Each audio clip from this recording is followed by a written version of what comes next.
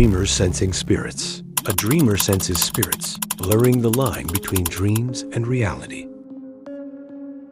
This is a true story submitted to us prior to angels and ghosts, back about 2002-2003. We believe Dreamer is having visitors who are either curious or in search of help. Sometimes, children may be attracted to us and just want to hang around in spirit for comfort. Spirits are all around us. We just may not comprehend their presence, and if we do, we might not understand their motive. The following is Dreamer's story of beginning to sense the spirits around her, an awakening to what has been occurring behind the curtain, if you will. In the last few years, I have begun sensing spirits around me, pretty much all the time. At home, in all rooms, even at work. I get the touches on my hands, the pressure on my head, the sounds, the smells, the flower smell especially, and the shadows and flashes in my peripheral vision. A couple of times I woke up and felt someone holding my hand. Most of the time I just feel their presence. I am trying to understand why they are around me and what they want from me. What are they trying to tell me? I was in a very dangerous car accident many years ago. The medical staff at the hospital said I should have died. They were all surprised I lived and said that in most cases of an accident such as mine, the people who come to them are in body bags. I walked away with only major bruising and stitches. They didn't even make me stay overnight at the hospital. I was lucky. God was watching over me. But now, I saw a little girl ghost in my room at 2 a.m. in the morning. She stared at me curiously and then turned and walked into my mirror, which I sensed and just knew was the other side.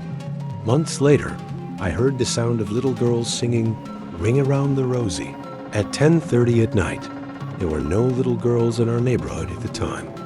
Our nearest neighbor had 2 young boys, and my father said he couldn't hear a thing. I sensed presences, and I once heard whispers from a female spirit in my ear as I awoke early one morning. I dream about past lives, at least I think they are past lives, and they are so real, I wake up crying sometimes. I also feel like I am reliving others' memories or life experiences. I feel tired all the time since I dream so deep and constantly. I remember my dreams about 90% of the time. Many are so clear and so very detailed, my friends joke. I should be in the business of making movies. How am I to handle this and deal with this, as it seems it will not go away and is a part of my life? My friends have all told me I am sensitive, some meaning it in a psychic sense, while others mean it in an emotional sense. I don't mind it, but I want to understand how I live with this in my life. Black-eyed kid.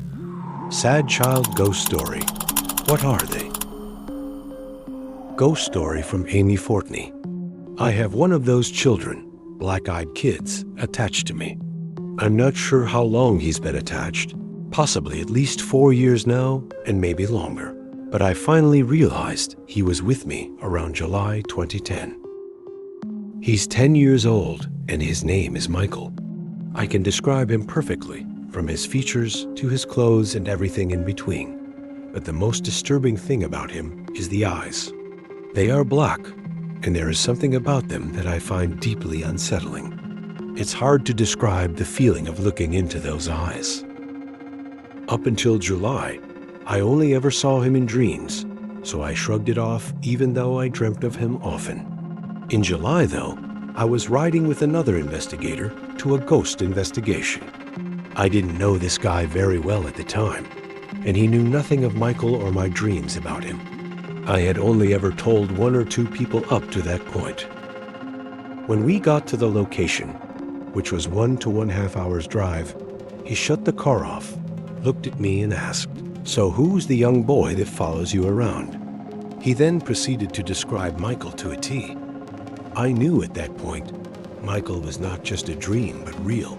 I then started to give more thought to this child as time passed. I can even remember a time when my arm was grabbed by what felt like a child's hand, although nothing was there. What's interesting is that since July, I have had no more dreams of Michael. Now, instead, I hear him on my ghost box. Others have witnessed hearing him as well. He constantly says, "Mommy," or "Where's Mommy?" and it sounds like he's crying or scared. One day, I was using the ghost box with 2 other people. We opened the session, introduced ourselves, and asked the box which one of us they would like to speak with. We all heard my name.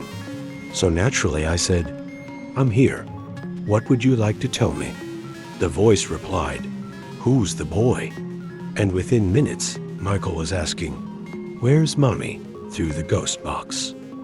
Michael's communication with me has escalated to the point that I hear him every time I turn the device on. People I tell think I'm crazy. So when I turn the box on for them and they hear it, they're in shock or think I've somehow rigged the ghost box to say specific messages. I've never felt scared by Michael other than his eyes creeping me out. Instead, I feel completely heartbroken that there's a kid who's apparently lost his mother. I feel compelled to help him somehow. And I also feel that I am supposed to protect him. But from what? I don't know. I have a strong desire to learn who this boy is, why he's attached to me, and what I can do to help him. I have asked him, but only ever hear him calling for Mommy. Blue girl. She saw a sad blue girl, then she vanished. A child ghost true story from Amy Allison of Australia. About a month ago, my sister-in-law moved into a different place. My mum says that the houses around that area, Parafield Gardens, South Australia, were built probably about 25 to 30 years ago. At that time, my 7-year-old daughter stayed there overnight for the first time. She came home the next day, telling me and her dad that late that night, she had seen a little girl standing by the laundry door. She said the girl was blue all over, from head to toe, had long straight hair, wore a long dress with a scarf tied around her wrist, and looked to be about 11 years old. My daughter also described her as looking very sad. I could tell by the way she spoke that whatever she did see, she wasn't making it up. My daughter also said that none of her 4 cousins saw the blue girl, as they were all in bed at the time and are younger than my daughter. None of them fit the description of the blue girl, by the way. My daughter said she looked away after about 5 seconds, then looked back again, and she was gone.